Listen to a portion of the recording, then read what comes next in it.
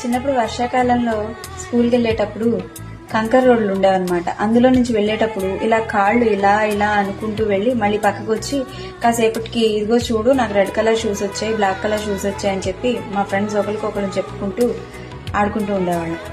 ఎందుకు అనంటే అది కల్మషం లేని వయసు, అది బురద, అంటుకుంటే పాడవుతాయి బట్టలు, అంటుకుంటే పాడవుతాయి చెప్పులు అని తెలియని వయసు. ఒక వయసు వచ్చిన తర్వాత అమ్మో అది బురద, అందులోకి వెళ్తే మళ్ళీ బట్టలు వాష్ చేసుకోవాలి, చెప్పులు పాడైపోతాయి, ఇవన్నీ తెలుస్తాయి కాబట్టి మళ్ళీ ఆ బురద జోలికి వెళ్ళం. జీవితం కూడా అంతే, ఎదిగే కొద్దీ మంచి చెడు తెలుస్తాయి.